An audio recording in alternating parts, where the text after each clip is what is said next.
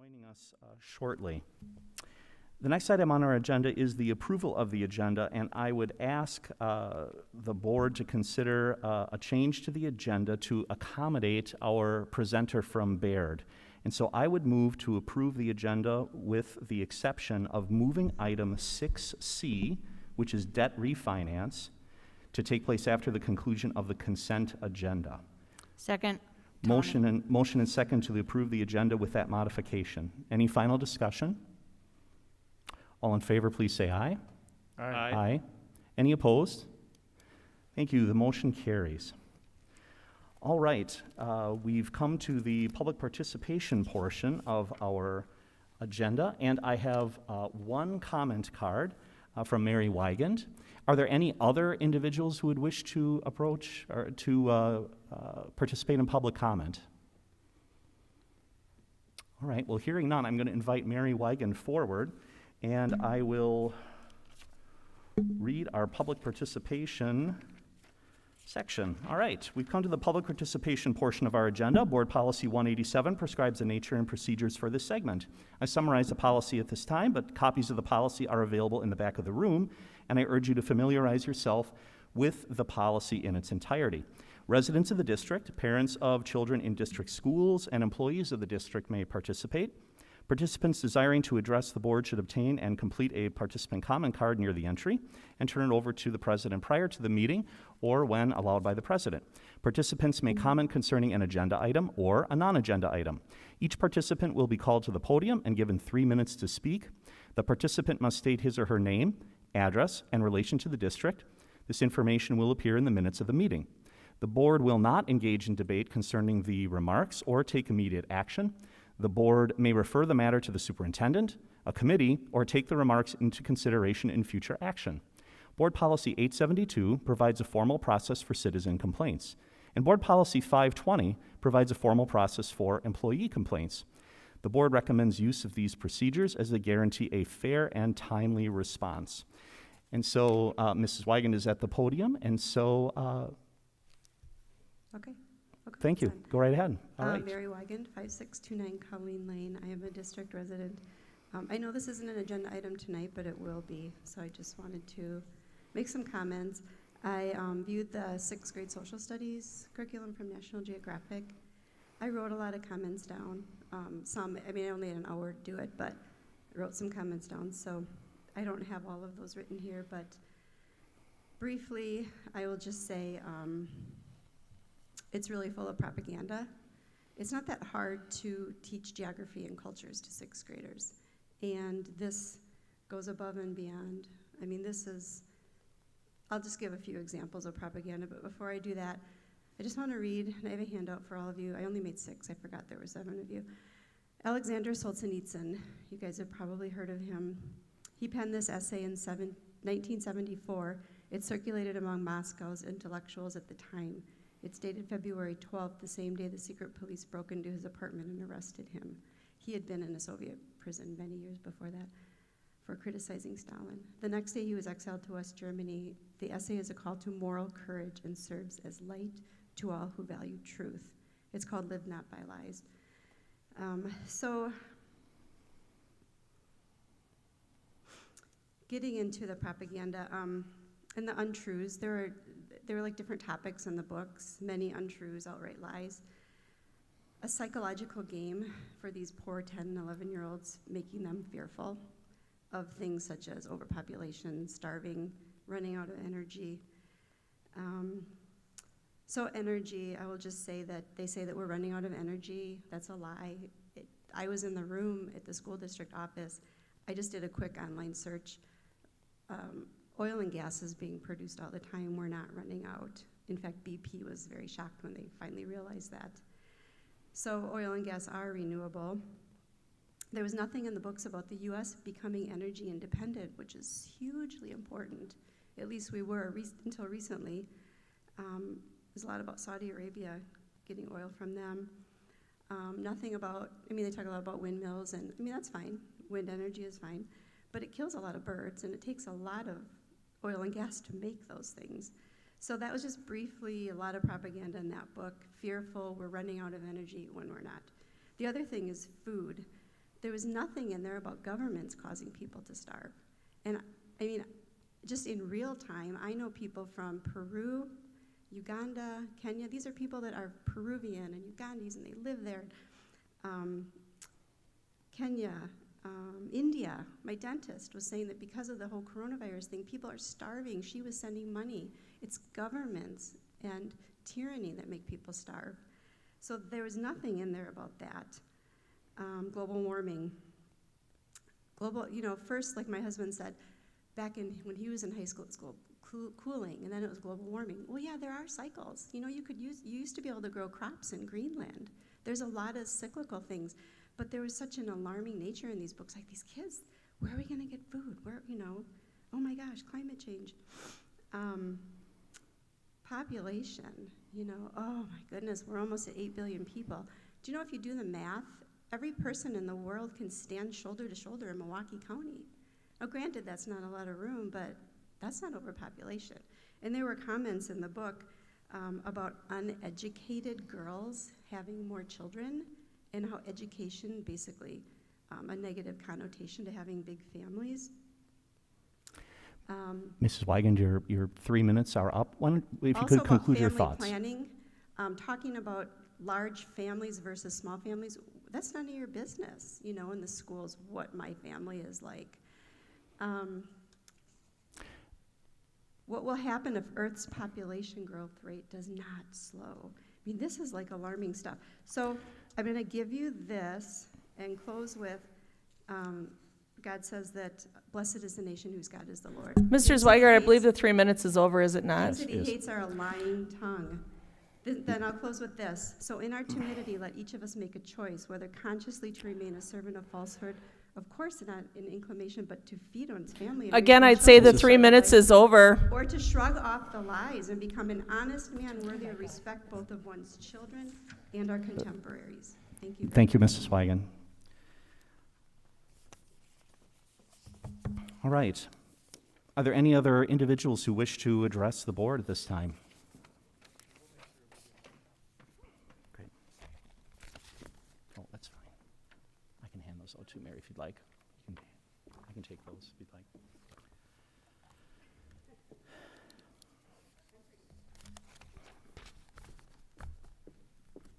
All right.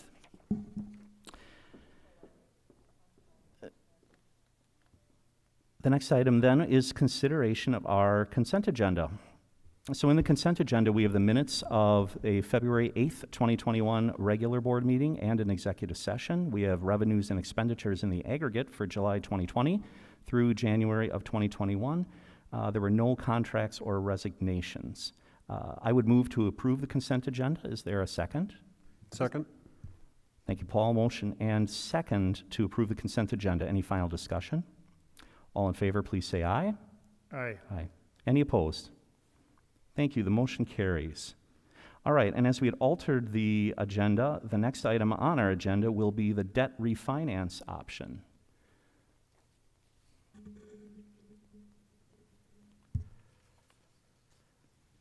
Good evening, members of the board. Superintendent Limmer, thank you for the opportunity to get in front of you tonight. I'd like to say that this is a fairly unique opportunity, but when you position yourself in a strategic way, and this is a result of that from the last referendum process, it does create opportunities now and again. And we do have one of those opportunities at this point in time, discussion only this evening, that could potentially lead to a future action item, potentially as early as March, April. But with the refinancing, doing something with existing debt, two different issues that are callable, and being able to capitalize on this opportunity. I have Brian Brewer with us from R.W. Baird tonight. He has two different handouts. We've got presentations up on the board. These were included in the board packet as of this morning at about 8:30. So I do apologize for that. We're putting final touches, making sure that everything was appropriate and included in that document. First document is the main, what I'd call the meat of the presentation. The second document is supplemental information. It actually dates back to some of the prior annual meetings and talking about comparable districts, neighboring districts, kind of where we're at in the mix with debt, the debt as a value of the district, our mill rates, some of those different supplemental pieces of information that can become fairly valuable this information. So I'm going to hand it off to Brian. If it's okay, maybe I could ask you at some point during the presentation, if you have questions, please ask. I'm going to take a seat, jump on a second mic if we need to collaborate. Thank you for being here, Brian. Pull it up right here.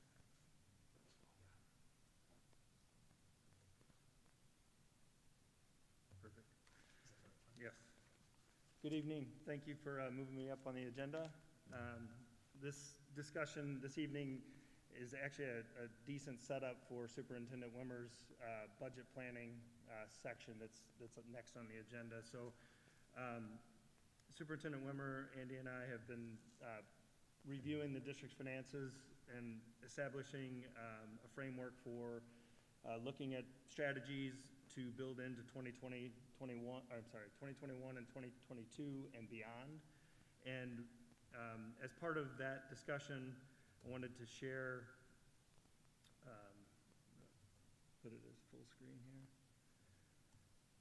Just share some prior board financial stewardship, both in the operational budget planning as well as the debt management, which will then set up the discussion on what debt is outstanding that is eligible to be refinanced and how much could you reduce interest cost in future years. So the financial stewardship within the operational budget is highlighted here. I will not read all of this because there's a lot of content, but the main talking points are previous boards and this current board have managed difficult school finance and funding formulas to manage and balance a budget to still deliver a high level of quality education in the district. As of this 2020-21 school year, the total school mill rate or tax rate for residents is $7.97 per thousand. That compares to the state's K-12 average of $9.29, so well below the statewide average. While doing that and maintaining that low mill rate, the board has been able to develop and utilize Fund 41 and a Fund 48 fund balance or reserve to plan for long-term capital maintenance projects. So prioritizing within the operational budget the need for addressing ongoing facility maintenance as needed and building reserves to have funds available as needed within what the limited budget would allow.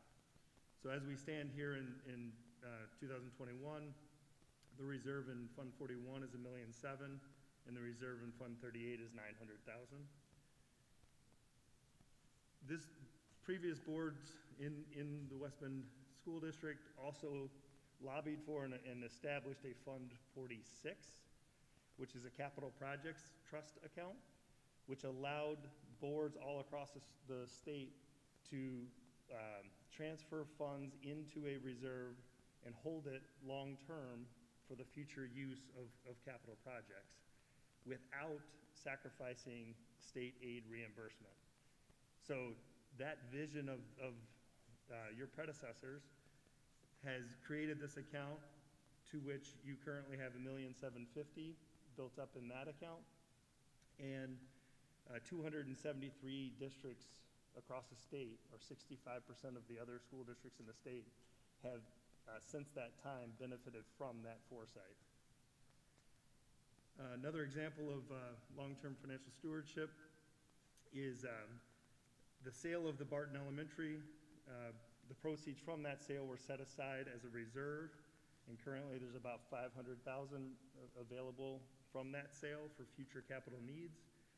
And there was a budgeted line item built into your general fund budget to set aside dollars annually for the future addressing of the need for facility improvements in the Jackson area of the school district.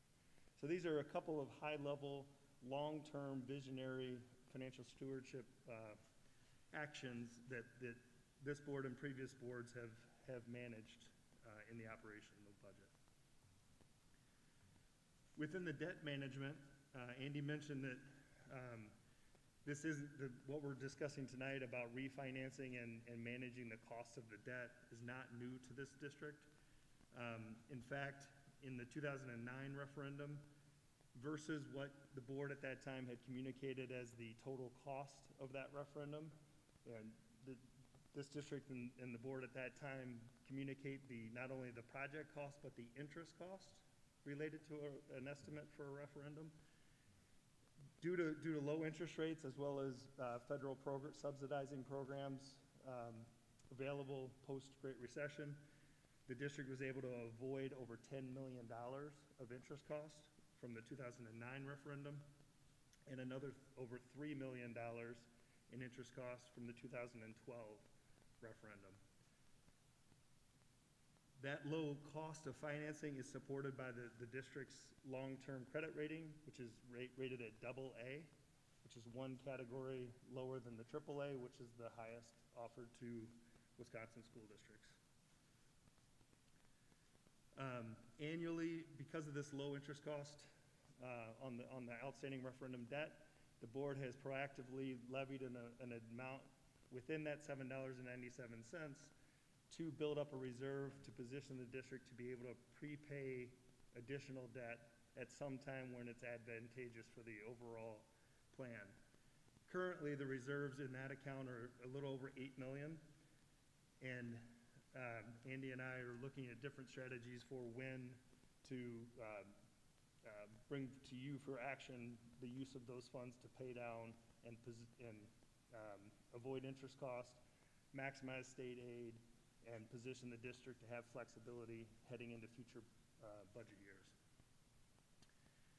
After your payments this year in 2021, the district will have Fund 39 referendum approved debt of $22.6 million outstanding. And then in the Fund 38 non-referendum approved debt, it's approximately $2.6 million. So, and $1 million of that 2.6 is at 0% interest. So that bottom bullet on this page, as of the debt retirement this year, the district's total property value is a little over $5.9 billion, and that's the total properties within the communities that the district serves. The statutory debt limit for a Wisconsin K-12 school district is 10% of that value, so your debt limit is $590 million. Currently, as I mentioned, your total outstanding debt at the end of this year will be $25 million. So it's about 0.4%, 0.4% of your debt to the property value in the district, which is among the lowest in the state, or in the area and in the state. Brian, one question on this slide before we move off, just for clarity's sake. So the Fund 39 referendum approved debt balance of $22.6 million outstanding, is that netted out from the 8.3 in Fund 39 reserve balance, or is that 8.3 taken off of that 25.2 total? The only thing netted out of the 22.6 total is what you've levied for payments in 21. So okay. So to answer your question differently, you could take another 8.3 off of the 22.6 to arrive at, after you make that prepayment, you will only have the 14.3 left at that point. Okay, so to put a finer point on it, we have $14.3 million of remaining unfunded debt. Correct. Fair way to say it. Okay, thank you. I have a question about the equalized property value. Would now be a good time to ask that? Sure, yes. That is the property values of all the property that is within the West Bend School District. Is that correct? Correct. That's the district boundaries, all of the communities, whole or part, that pay taxes to support operations in the school district. And for West Bend, it looks like it's close to $6 billion. Does that sound right? Okay. Are you talking the city of West Bend, Tommy? Or the Well, it West would Bend? also be the town of Jackson. Correct. I want to say the city of West Bend is somewhere around 3.8, Okay. it's not, it's not above 4, I can tell you that. The Okay. city of West Bend, but our taxing district, so like the town of Jackson, the town of West Bend is 5.9. Okay, yes, and I think it's important, I mean, you don't need to have it separated out on your sheets here. The reason why I was asking is because I'm curious if we know what the property value is of the property that the West Bend School District owns as it relates to our outstanding debt.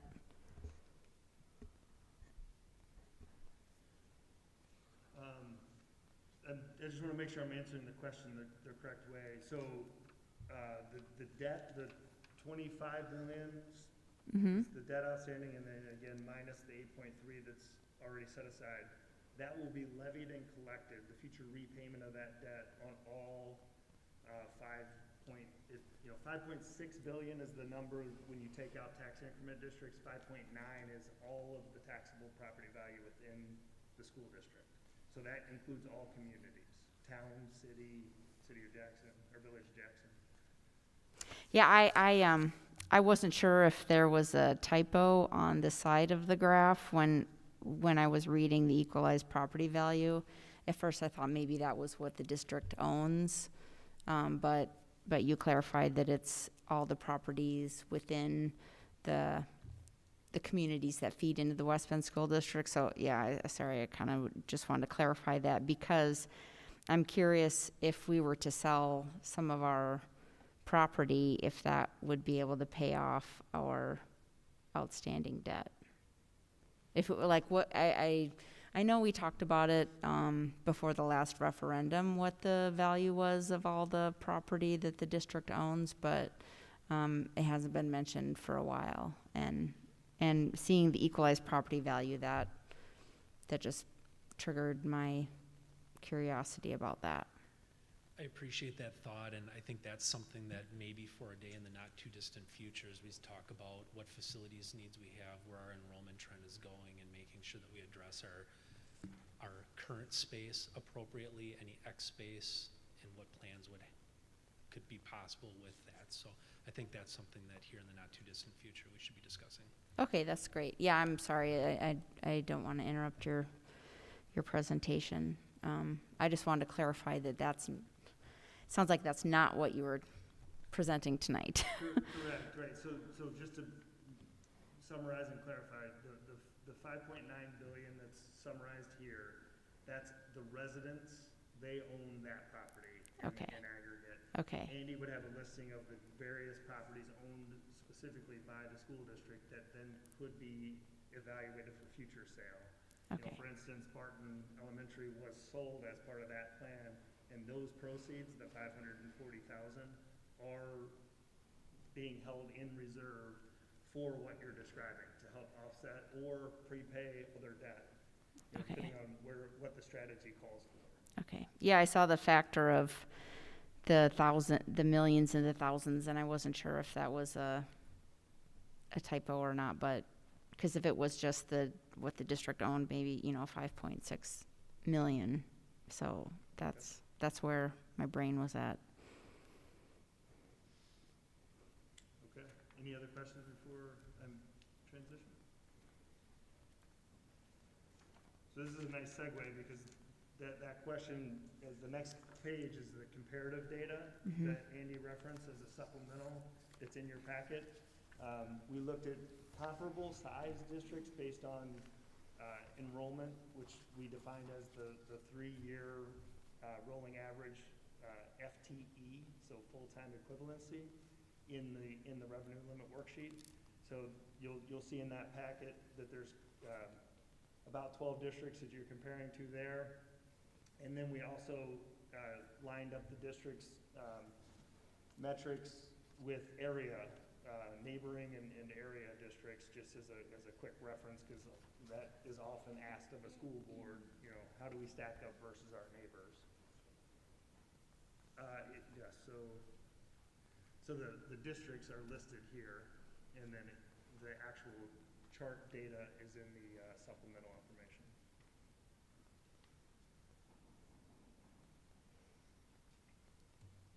are we gonna go through that chart data? I'm assuming you referenced this chart data. Yes, I can go to that right after this.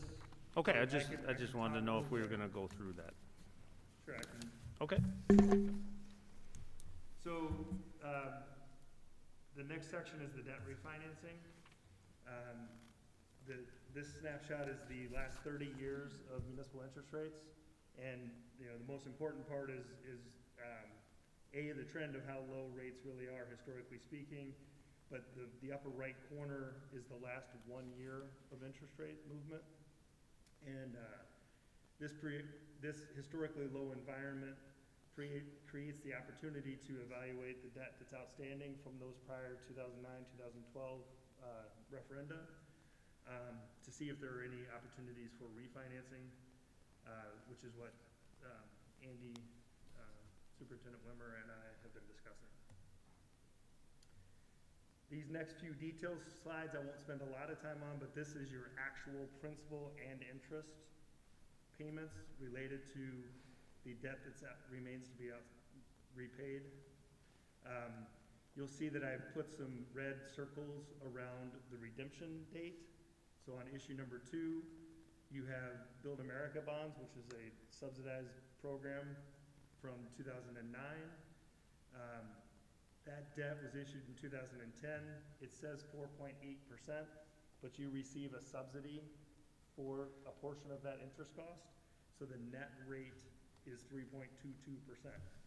In today's climate, that debt can be refinanced to lower interest rates, and we can reduce that interest cost. The next issue number 3, is not refinanceable until next year this time, or two years from now. That debt is from 2.5 to 2.75. You'll see in a later slide, this is the one we're targeting for that $8.3 million that you've been building in reserve, because this isn't refinanceable at this time. So you could use cash to fund an escrow to pay this, but at this time, it's not eligible for refinancing. On the next slide, issue number 4, believe it or not, this debt at 2% is callable this spring, and at 2%, you are still generating replacing the 2% debt with the current debt. You're reducing the interest cost by half, approximately, and that generates interest cost savings. On the far right of this slide is your remaining debt payments, and the main takeaway is that we have those payments designed to be relatively level each year through the final repayment in 2028. So zeroing in on those two issues from 2010 and 2013, this is the same repayment schedule, highlighting the maturities that are eligible to be refinanced in the yellow box.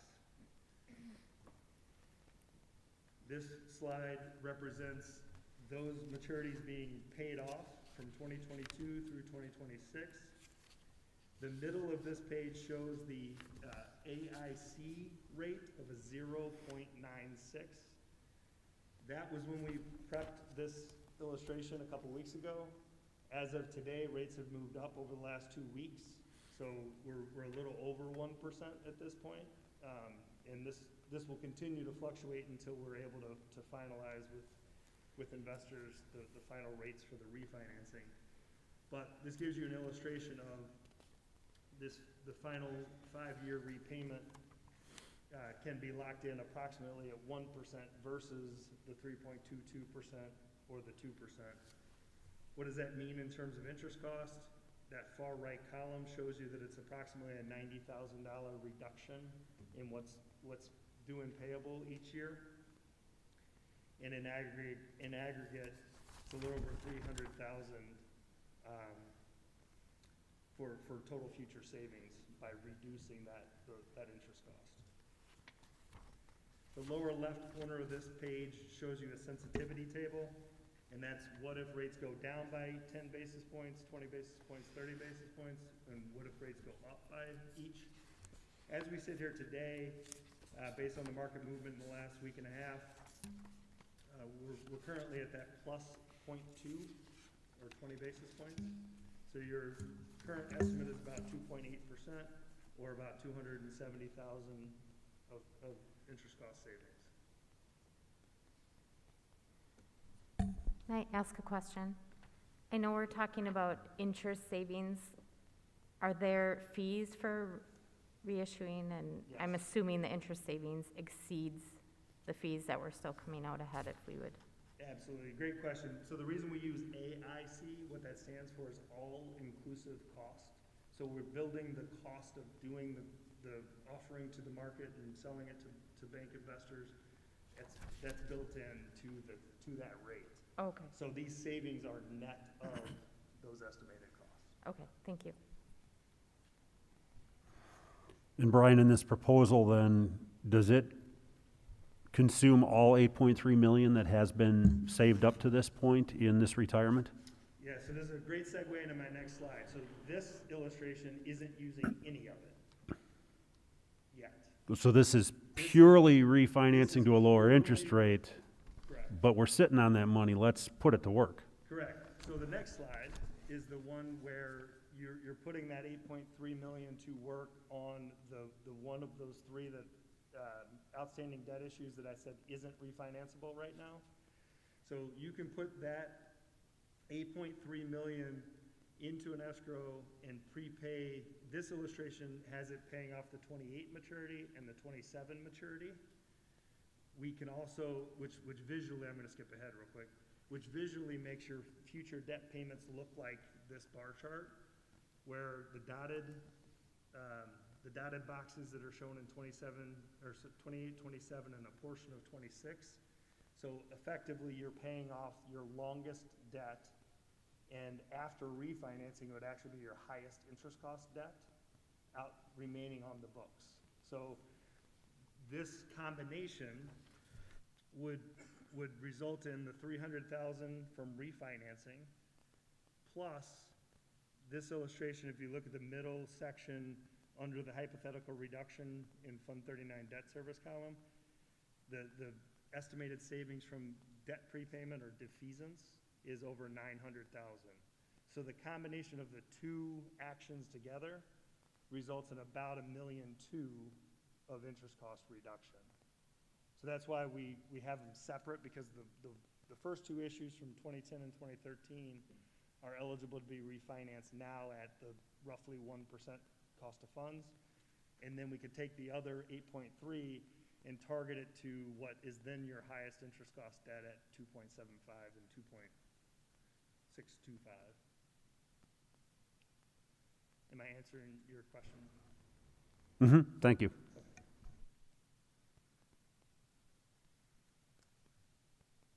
So the issue with when we do this is trying to manage the state aid impact of this additional debt prepayment, because a debt prepayment like this will be treated as a shared cost for state equalization aid purposes, and the district, as a low spending district within the formula, hovers between positive aid and negative aid, right? And so when we make this payment, you will lose aid, because that will push you into the tertiary level of spending.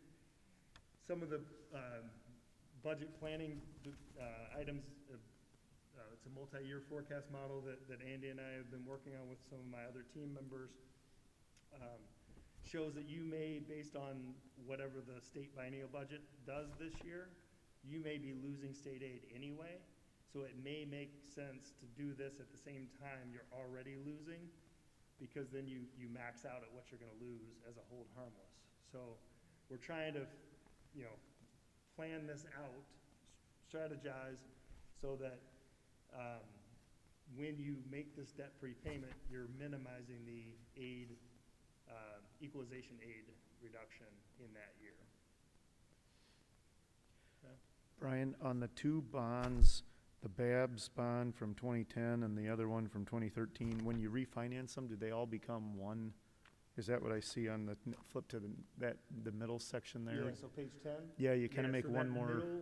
The middle $9,599,000 issue, that effectively replaces, it pays off Yep, the 2010 and the 2013, and it becomes the combined 2021. with a payoff in 2026, and you use some defeasance on that other piece, and you have that thing paid off in 2026. Correct. So the two actions would combine to shorten your final debt repayment year into 2026. Yeah, that's great. With a I always say don't do math in public, but about a 1.3 million in savings. Correct.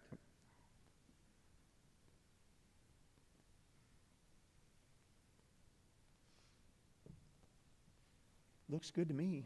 Other questions? I mean, again, yeah, it's just the latest step of this district and this board being in position to, maximize the funds that taxpayers have entrusted you with, figuring out the best way to put those dollars to work to position you for your future decisions. You have other long-term decisions in future budget years, and this is really just a way of taking what the market is offering, by way of a result of a pandemic. It's not great economically, but for long-term financing, it's why rates are as low as they are. You made a comment about tertiary spending right there at the end. Can one of you two kind of explain to us how important that kind of timing is in order to utilize all of our defeasance dollars? Second here. At some point in time, it'd be great to get in front of you. And in WASBO, my professional organization actually has a board game, if you will, that you kind of roll some dice, and there's a simulation of this. But you can graph out our state aid. So again, thinking revenue limit equals property taxes plus state aid. The state aid, there's a 3-tiered formula based on how property rich, property poor. It's a one-legged stool. And there's 3 different tiers to that. And they essentially say how property rich or property poor you are per student. Is a portion of that is determined. You get so much state aid based on that percentage of the 3 different tiers. We have cracked into, even though we're a low spending district, we're a part of the low spending threshold. We've been brought up the last couple of years based on the last state biennial budget, but we've cracked into the area above the secondary tier, and because we are property rich, we do levy some money. It's about 20 to 25% into this negative area. So every dollar that we levy, essentially about 30 cents of it goes to property poor school districts through the equalization formula. And so we do need to be mindful of that. I know several years ago we played that where we maximized butting up right against the top of that secondary tier because of the allowance where we've been given access to additional dollars to the revenue. We've now crested into that. So it's very hard to go back down without spending the dollars. It's hard to move side to side on how much money we're able to be given from the state because it's 2 variables outside of our control. It's students and it's property value. So it's a position that a reality that we have, but what we can do is try to position ourselves, as Brian indicated, with when we incur expenditures and making sure that we maximize that dollar amount, or for that matter, minimizing it, so we don't get adversely impacted in future years. And that's a timing thing, right? A lot of it is timing. And again, last year, if you remember, when we did the budget amendment, I was positioning ourselves with how we were finalizing last year's spending to minimize impact on that. And this is another situation where we're taking a look at when would it be best to incur this expenditure of paying off some of these debt issues, again, to minimize that impact. So it's really strategizing and making sure that we're aware of all the different variables. And when you say property value, just for the community, you mean the value of the property in our community, which is completely out of our control. Exactly. It's not the value of what the district owns, which is within our control. Exactly. Thanks. All the local property tax owners and property taxpayers. Thank you. I hope that answers your question. Yes, it does. Yeah, thank you. Thank you. So that leads into the next discussion on financial stewardship. We talked about prior stewardship, and we talked about some ideas for this board to consider. The first main bullet there was the refinancing of the 2010 and 2013, which is the most immediate of the decisions. The next bullet is the discussion that we just had about how and when do you utilize that 8.3 million that you've built up in reserve for the future debt payment, which could save an additional 900,000. And to Andy's point, it's which fiscal year do we want to put that in to try to minimize the state equalization aid impact.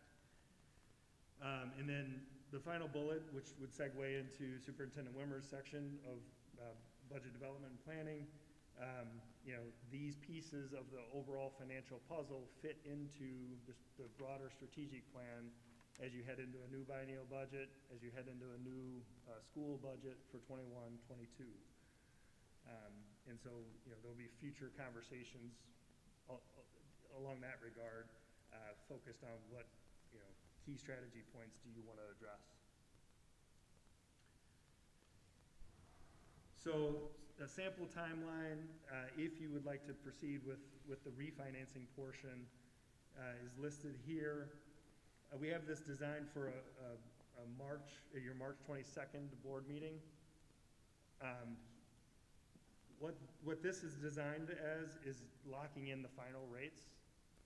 However, one item that the board has done before is instead of approving a resolution that locks in the final rate, because rates will continue to move,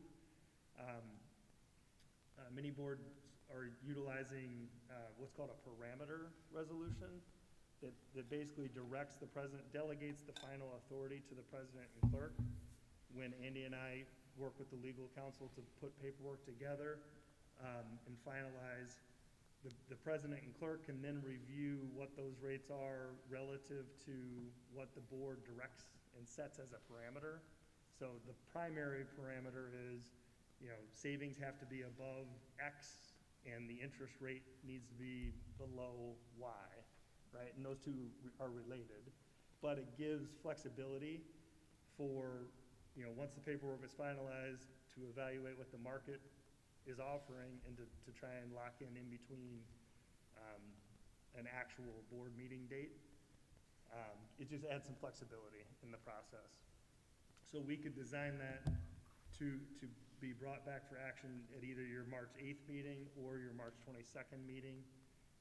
If you generally are supportive, Andy and I can start getting paperwork going with Quarles and Brady, which is the legal firm that has helped with all of the district's prior bond resolutions. Superintendent, I would imagine you're in support of this, are you not? Yes, I think there's some details that we can work out on the back end before any final pieces come forward, looking at, the type of sale, getting at some of the things Aaron was talking about with understanding the costs and the net savings and positioning ourselves. But this is something we've been actively working on as a team to disrupt a long-term financial forecast.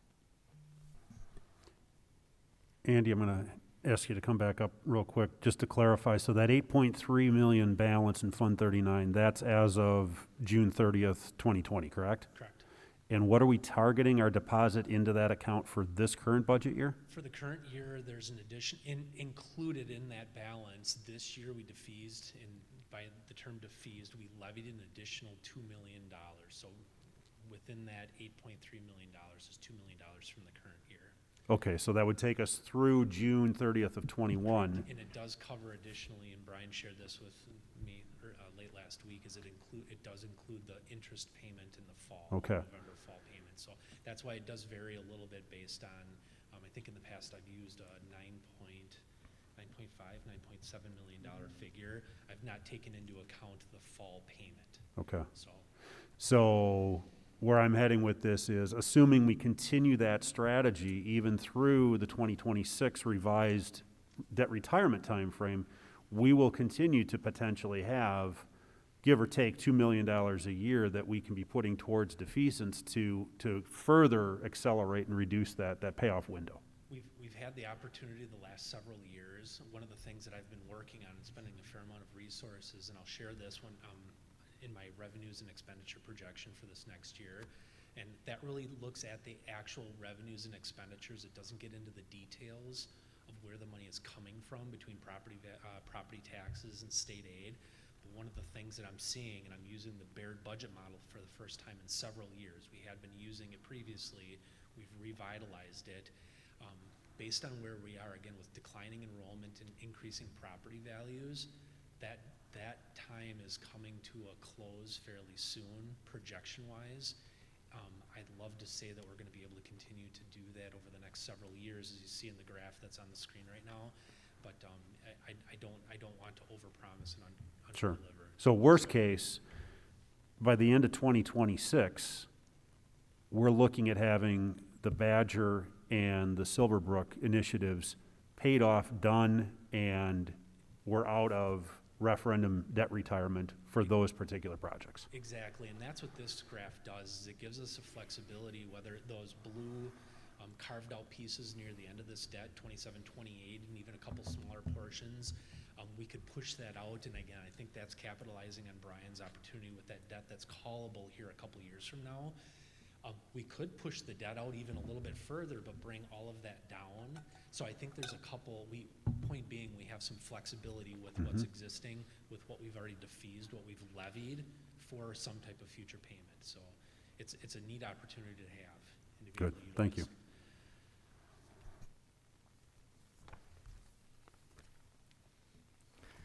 Andy, this might be a question for you, or it's for Brian. Sorry to bring you back up one last time. So the Fund 39 money, as it's sitting there, just to be clear, and I think I saw this in your illustrations, I'm guessing the district invests that money as it's sitting there, and it earns interest. Do you know approximately what rate of interest it's earning? Yeah, at this point in time, all of the interest rates, and it's interesting because as I've budgeted for that as a revenue line item, it's earning anywhere from about 0.07% upwards of about 0.18%. So we have about 3 or 4 different areas that we're able to invest in. So some of the money right now, it's very, very low, 0.03, 0.07% interest, which that has dropped considerably even compared to last year. So it's an interesting market right now. And that's the same reason you're able to borrow at plus or minus 1%, because the U.S. Treasury rates that you're limited to and local CD rates are all very, very low through years 1 through 5 because of what the Federal Reserve has done with their overnight lending rate. Sure. No, thank you for that. I was just looking to clarify that it's not like we were earning 2% in some certificate of deposit somewhere. Yeah, those days I think are about 2 decades prior to when we were able to actually, what's the term on that? Arbitrage. Right. Is reinvest at a higher interest rate than what we were even borrowing. So. Great. Any other items to present to us? Not on this topic. If you wanted to talk about the supplemental data, I would be happy to do that. It's up to you. This is an information item. I would like, I'm one member, I would like to go through, I mean, you don't have to spend, but it compares our debt to the surrounding community and 2 districts of similar size in Wisconsin. Is that correct?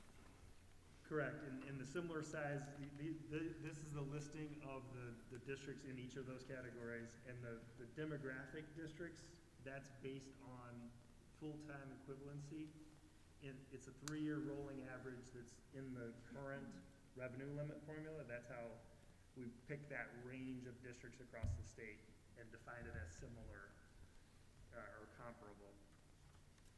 And then the region and neighboring districts include Cedarburg, Germantown, Grafton, Kewaskum, Northern Ozaki, Port Washington, Saukville, and Slinger. And what we included here are popular discussion points among residents, some of your constituents, that you may want to know how this district compares to those different groupings across the state. There are other ways to compare. There are other data that we can pull, but this is what we selected. So by mill rate, among the comparable size districts, the district at $7.97 is the second to the lowest. For debt outstanding, and this data, I put a footnote here just to not confuse with the previous presentation. This is as of December 31, 20, because that's the data I could get from other districts. So everything I just talked about was after your 2021 payments. This is as of last year, so prior to you making your 2021. And so here it shows you at 29 million total debt outstanding, which puts you among the lowest four. Equalized property value, this is the values of all of the residents' property within the district. And this one is TID out, so tax increment value not included, so that's the 5.6 billion number, puts you in the top four. And then debt as a percent of that property value is at a 0.5, puts you in the lowest four. This is the actual FTE count, that 3-year revenue limit count, puts you towards the upper half, middle to upper half at 6384. And then debt per FTE, so it takes that same debt metric and divides it by the FTE metric, and you're at 4,534, which puts you in the lowest four among the comparable size districts. And then the same set of data for neighboring as you work your way through here. Among the lowest mill rate in the area, among the lowest debt in the area, the highest property value of resident property within the communities that you serve.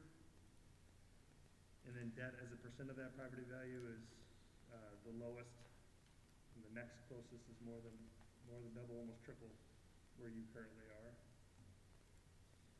And then FTE is the highest among the neighboring districts, and then debt per FTE is among the lowest, or is the lowest. So the question is, why aren't we a AAA compared to a AA bond? I say that a little facetiously, so we're borrowing at good rates. It seems like we've been outstanding financial stewards. How many AAAs are there in the state? I think currently 3 or 4. They just updated their metric. Moody's Investor Service and Standard & Poor's are the 2 rating agencies that assign credit ratings to school districts in Wisconsin. And currently Nicolay, Mequon, Beansville, and one other, Elmbrook.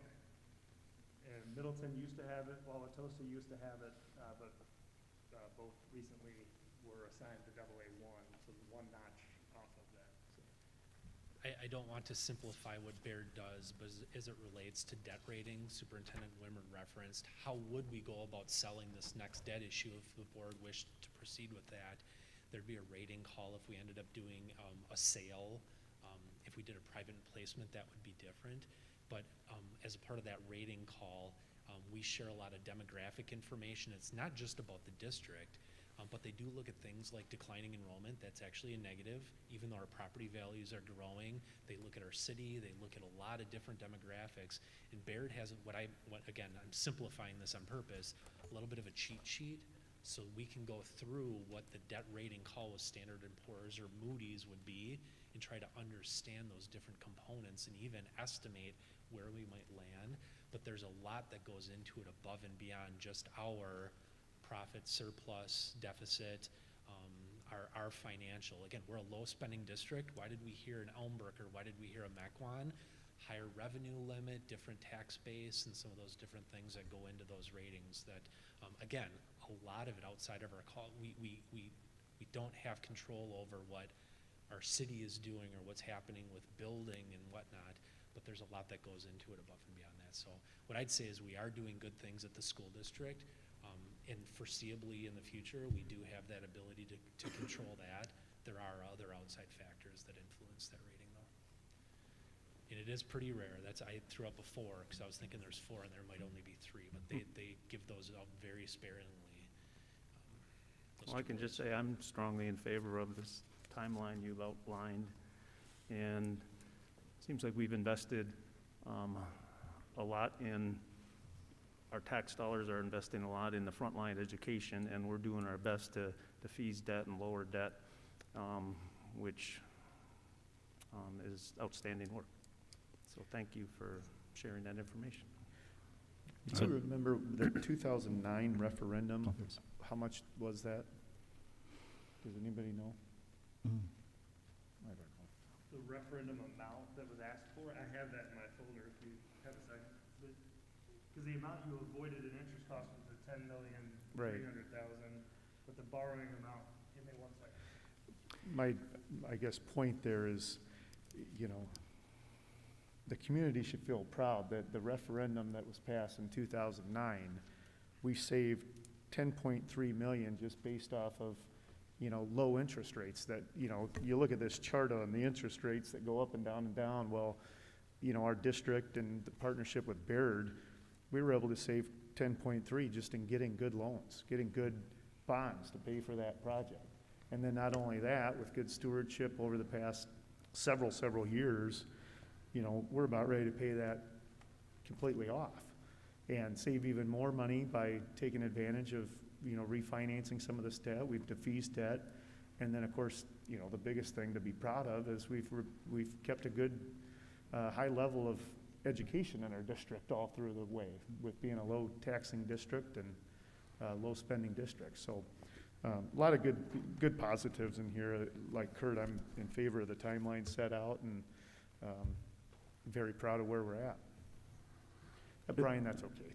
No big deal. I can look it up when I get home too, but that is not a big deal. And if Brian doesn't find it here real quickly, I will make sure to include that in my board weekly. We updates have it as well. in prior materials on the projects and the dollars and the whatever, so not a big deal, but just, you know, it's a good story. And Brian, to piggyback on Joel's comments, from what you've seen in other districts when they're talking about major remodeling or new facilities issues like these referenda were for, we have a guiding principle that our term is 20 years. Is that the standard that you see other districts doing, or do they max it out and go to 30 years? For debt repayment? For bond issues for a new facility or a heavy remodel initiative? Yeah, so the max in the state is 20 years. Is 20, okay. By law. And then as part of that interest cost avoidance, prior boards also chose to shorten the debt repayment. So the reason your final payment is in 2028, when you had a 2012 referendum, it's because the plan was amortized. It started as 16-year repayment, and then we shortened it to a 15-year by the time we issued it in 2013. So this board, again, financial stewardship has been the theme of the night, right? But your predecessors set forth that aggressive debt repayment such that you are seeing this, you know, debt working its way down to zero as soon as maybe 2026, right? It's because they were paying it off shorter than 20 years. Sure. The short answer to your question, though, it depends on the scope of the work, right? Like if it's going to be a new wing or a new school facility that's going to last 80 years, 20 years is appropriate because you're matching the useful life of the asset with residents that'll pay, you know, pay and benefit from it for 20 years. Sure. You know, if it's equipment or something that has a shorter useful life, it's more appropriate to pay it off in 7, 10, 12 years. Okay, well, as a guy who's refinanced his mortgage twice in the last 8 months, I am totally in favor of doing this and not sitting on, you know, $8+ million at 0.007 or whatever the number is, doing nothing for us. So let's be good stewards, continue to do that. So as for next steps, this is an information item, but I think what you were looking for is just kind of the board's general feedback on whether administration should proceed with the proposal that would come before us at a future board meeting, correct? Would that be, I see the Monday, March 22 date is listed for board approving the final interest for the bonds. Would we see something earlier, or would that be the meeting that we would be targeting? So to Superintendent Wimmer's point, we will, how about we discuss some of the planning details of how to access investors, and then that'll help us inform what meeting we can be ready to have action. So can we leave it there for this evening, and then, okay. That sounds fine. Okay. All right. Thank you for the opportunity tonight. Yep, thank you very much. Thank you again for moving me up on the agenda. That's quite all right, thank you. All right. So we move to the superintendent's report and budget priorities. Superintendent Wimmer.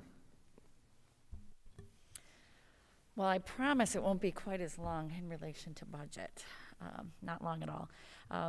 Just a few general updates, and then I want to talk about some budget priorities as we move forward. So, as we heard tonight, social studies has a resource under review right now. So, if you're not a family in our district where you had a direct message from us, that resource, as part of our process in seeking feedback, is available at our district office on Main Street. It's our Educational Service Center. And you're invited in during our business hours to come and view those materials. There's feedback sheets available, and that is absolutely part of our process, is to hear from not just our families, but also our community members. So if you are interested in that, come on in and see those resources that are being talked about. A couple of student highlights. We have West Bend West seniors Madeline Damcott and Lance Gutterstorm of West Bend East senior, Sunshine Prost, our National Merit Scholarship finalists. So once they're at the finalist level, they're now eligible for National Merit Scholarships. About 7,600 of the finalists will be chosen as merit scholarship winners this year. Students qualify for this scholarship competition based on their performance on preliminary SAT and National Merit Scholarship qualifying events. So congratulations to those students. We have several state champions. I know we highlighted some of the students before, and our student athletes continue to represent West Bend and represent us well. So a lot of success this winter at the state level, and we're still in the race. You heard from Jan Lanzer, who was a junior from East, for our co-op swim and dive. He was the champion in dive. For that, the principals were thrown in the pool. Well, I like to envision them as being thrown in. They did jump in. Our West Bend co-op snowboard team, West Junior Ethan Benedict, won the Border Cross State Championship. For that, the principals agreed to go out and do snow angels. We did give them a free pass from last week because it was just a little cold. Our wrestling team had 2 state champions, sophomore Ben Bass at 106 weight class, and Connor Mirasola won at the 170-pound weight class. And we still have state qualifiers continuing their quest. So we had a buzzer beater at Beaver Dam, say that 3 times, or try and type it. But our East boys basketball team is still in the race. They take on Germantown on Thursday, so good luck. And we have bowling individuals from our West team, as well as West boys team and East girls bowling team, and that competition takes place in March. So again, congratulations to those students who continue to represent West Bend. And then segueing to budget, so we talked about in early fall the budget process. You went over kind of that schedule, that timeline. We're in that place where we first start with enrollment. We project that. Mr. Hansen will give that projected staffing piece and do a little bit deeper dive. But there's a couple things as we frame the budget. One of our responsibilities as a leadership team is to work kind of from our sights on up and deliver to the board a balanced budget. So even though we anticipate some deficits in next year's planning, and we're watching what's going to happen at the state, all those things, we always budget conservatively. So meaning we've got wiggle room in that budget. We don't get surprised in the last minute because of the way school budget timelines work. But also we make sure that our work is to deliver to you a balanced budget.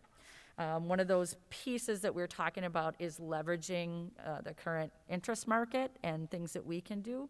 We've also done things with strategic compensation that started this year, looking at benefits closely and shifting our clinic and opening up seats, adding an EAP plan that helps defer some costs from our benefits plan, focusing on employee wellness. And then we're in the middle of analyzing every single contract in the district, all of the debt that we had in the district, all of those pieces as part of that big picture. But I just want to do a check-in with the board around budget priorities. So while balancing the budget is certainly important, I like to start with the priorities of which we're going to hold true to. So that gives some direction and some just shared vision and priorities for the team.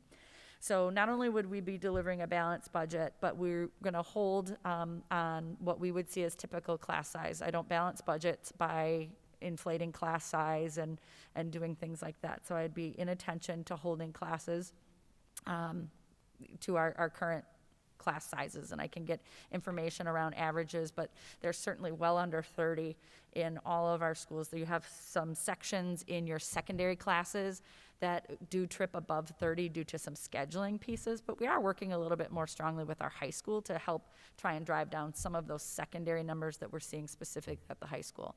Some classes you will see that it's part of their program, so maybe band orchestra when they combine, and those are a little bit different, but I'd be holding to reasonable class size. You know, there's never a more critical time to be focusing on our students as we welcome them back and help them make up for kind of the interruption in their education that has been the pandemic.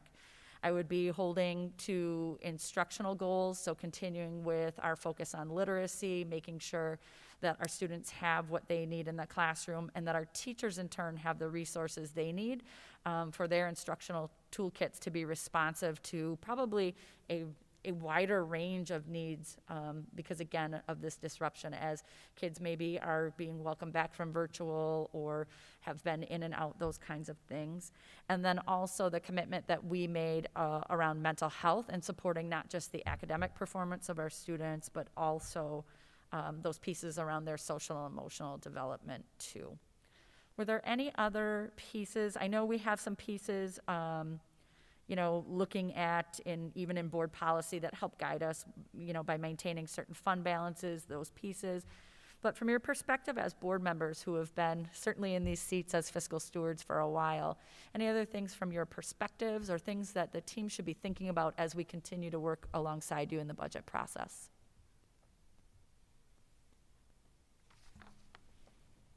Any other questions or input? I know we've talked about, over the last couple of years, the need to continue to invest in the maintenance side of Dave Ross's budget, and we've been doing well in that regard. How's that looking at this point? Maybe it's too early, but I guess in terms of a driver, I would like to see that number continue to rise, you know, to the tune of 250, 300,000, perhaps $500,000 if the budget would support it. Thank you. I think that's, as we look to disrupt sometimes, you know, those capital improvement cycles and making sure we're not letting things, as you're saying, Paul, fall down around your ears before you invest in them. So I know we'll be in attention to that. My comments are just yes to a balanced budget, yes to class sizes, and more to CTE and trades. I love the article that was posted as of February 13th in the West Bend Daily News touting our joint partnership with Kewaskum on an advanced construction class. So we're doing good work there and would like to see it continue. Absolutely. And for those in the community, look for my next February article for the Daily News. It's CTE month. So in recognition of that, it goes through just the wide variety of programs that we have in our district. But I know I've met with area superintendents, and you're bringing out even a bigger point, is creating opportunities for kids and kind of taking down those barriers of, well, this is, you know, this district and that one, and how do we co-serve and just expand those pieces. Great, thank you. Yeah, that's great work.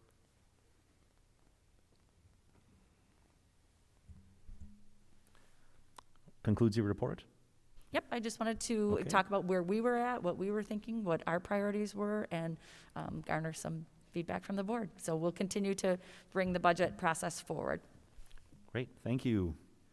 All right, the next item on our agenda is summer program approval, and Laura Jackson is going to walk us through that item.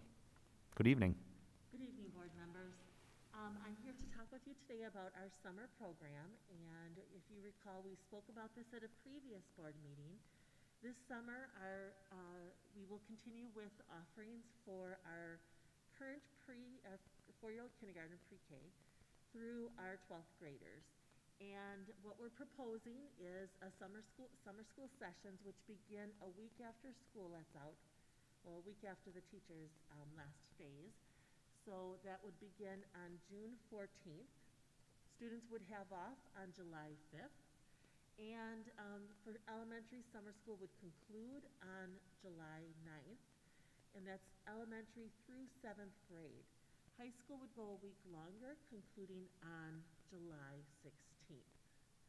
Some highlights about the differences between the pre-K to grade 7 and the 8 to 12 program.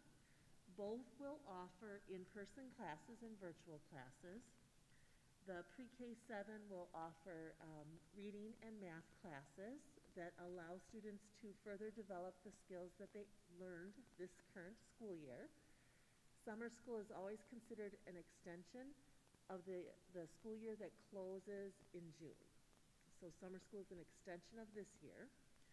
And our elementary through 7th grade students would have the opportunity to continue working on skills learned this year, or take some special interest classes like ceramics or an art class or reader's theater or a creative writing class or some leadership classes. And our 8 through 12 program is a credit-bearing program. Students in this program earn high school credits during summer school. That drives a couple of things. One, it drives what we can offer. It is considered an extension of this school year, so the classes offered in summer have to be offered during the school year. They also have to meet certain time requirements as set forth by the Department of Public Instruction. So that means attendance is really, really important. In summer, the classes are very condensed by time. So instead of being an hour a day and having 5 hours a week, a student will have 15 hours a week. So the equivalent of 1 week is the equivalent of 3 weeks or so in person. And attendance missing a day is significant. So in summer school, the Department of Public Instruction only allows students in credit-bearing classes to miss 2 days. So attendance is really important. We do offer transportation for our pre-K through 7th grade students. This year we will have 6 different pickup locations throughout the city. We're not picking up in the same spots we do for door-to-door during the school year, approximate door-to-door. But we do have specific locations identified, and those are in the program guide. We do not offer transportation at the high school currently. Registration details will be shared with families should the board approve having a summer school program. And registration will begin on March 8th for the high school and the 15th for pre-K through 7th grade students. Linda Javinsky continues to be our summer school registrar and will be able to address questions if anyone has any. What questions might you have at this time? So Laura, as I looked at the course offering, it looks like there are great opportunities for math, writing, language, really throughout all the grade levels. Is that generally true? Yes, that is correct, and that's pretty consistent. We also have some STEAM opportunities, which is a specific class that addresses science, technology, engineering, arts, and mathematics. We've added in some coding classes this year as well. Great. I should note that whether or not a course runs depends on our registration. So if we only had 10 students sign up for a coding class, we would not be able to run that. Laura, could you speak to families who maybe feel that their students need some extra math or English or something that perhaps maybe they didn't feel they got as much out of online if they decided to take that, or maybe they just feel, with everything that's happened over the last year that their students need more. Are there classes like that? So not someone who necessarily is failing a class, but just someone who needs some extra. So could you talk about how parents could get their kids signed up for something like that, or the best path for our parents to take on that? Yeah, so if your student is in 4K currently, through grade 7 currently, I would sign up for a reading standards or a reading math class, or a math standards class. And what's really exciting about how we're looking at the math standards this year is instead of what had been done in the past, moving forward, we have a team that's really working on looking closely at those essential skills and then planning that out for those weeks of summer school in order to really prepare them for the next level and making sure that students have that. Additionally, they're building in the model for the math classes that provide opportunities for students to work on their own level with the teacher's guidance. So I would sign up for the reading standards or the reading math class if you're really looking to say you want to hone in on those specific skills. And then what if we have some high school students who didn't fail a class, but maybe they didn't do as well as their parents had hoped? Maybe they have a lower grade than they should. Are they able to come in and receive extra help in math? So say let's just use me because I'm not a great mathematician. So let's assume that I got a D as in dog in geometry. Would I be able to take that course again or get some additional help in the summer? Yep. So you would be able to take the course again, and when you retake a course, both show on your transcript, but the course with the higher grade counts in your GPA. So if you end up with a B instead of a D, you could your B would count in your GPA. The only thing that we acknowledge in our board policies is that if you've retaken a class like that, it does eliminate you from the valedictorian role. And that's noted in our board policies. We don't currently have like a tutoring option for high school or a specific skill refinement for in general for high school students. There are some intervention classes that will continue. I'm just thinking that we probably are finding ourselves in a very unique situation this year where we have students who, as I said, maybe they don't feel they did as well as they could have, should have, whatever, or maybe their parents don't feel that way. So, I mean, I think we're going to potentially find ourselves in a unique situation this year. It'll be interesting when you come back to report to us about the number of students who, have signed up. And maybe there's a way to communicate that to parents as well. I mean, I'm not suggesting that everybody needs to retake courses or anything like that, but I would guess we've got some students that fall into that, where parents feel that perhaps their mathematical or English skills aren't where they need to be. And so, they might be looking for some extra opportunity for their students. Thank you. Program looks good. I will move to approve the 2021 summer school program. Second, we'll give that one to Nancy. All right, motion and second to approve the summer school program. Any final discussion? All in favor, please say aye. Aye. Any opposed? The motion carries. Laura, thank you very much. Thank you for your work on this. Thank you. All right, next we have a discussion item, staffing plan process and initial projections, and Lenny Hansen will walk us through that. Good evening, Lenny.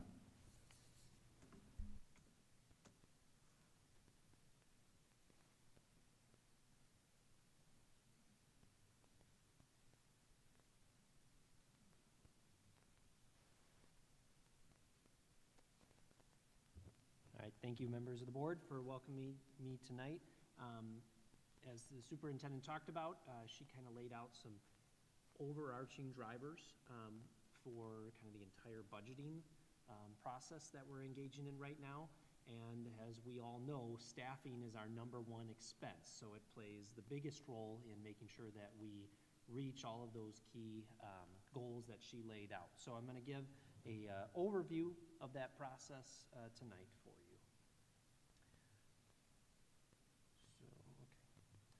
So there's really 3 primary drivers behind how we develop our staffing plan.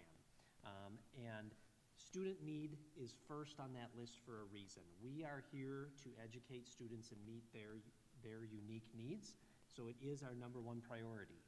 The second and third item, enrollment and budget, they are drivers that provide some constraints about how we meet those student needs, but we are not fulfilling our mission if we're not first targeting student need and making sure that we're meeting those. So these are kind of the 3 primary drivers that help us formulate exactly how to develop that staffing plan.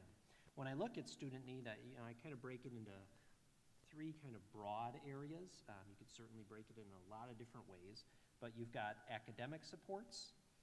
In terms of academic supports, we accomplish that in a wide range of ways. Certainly things like staff and student ratios. The superintendent alluded to class sizes and maintaining our historical norms and not balancing our budget on class sizes. So that's one piece, but really there's a lot of pieces. There are a whole range of certified staff members that factor into that. As you well know, our support staff number of employees almost matches our number of certified staff. So how we leverage those support staff positions, where we leverage them, makes a huge difference in the program. And then district-wide supports, both in terms of supports that work at multiple buildings, as well as supports that provide the structure and programming that we deliver in our educational program. The other two primary areas that I kind of grouped things into for tonight's purposes are the social-emotional supports, which, as we know, especially this year amidst the pandemic, are playing an enormous role in the success of our students, and then the ability to ensure an equitable experience for our students. I have the graphic here that you saw last time when the superintendent did a brief summary of kind of our staffing process, and it really tries to show you how all of these pieces really layer together, and then you as the school board are that foundation driving the direction that we use each of these high leverage opportunities. So before I go into the drivers and how we're designing this next year's staffing plan, I just have a quick review of some of the things we did this year, which was obviously a very unique year. So this year, in terms of that academic support, I highlighted a few items here. We had more class size or I shouldn't say class size, because the class size is pretty stable, more enrollment fluctuations this year than ever before between students going to virtual program and then returning from virtual program. We never had fluctuations like we did this year. We met that challenge by adding support staff positions and teaching positions as the year went on in various areas in order to ensure that we met those class size guidelines that we tried to stick to.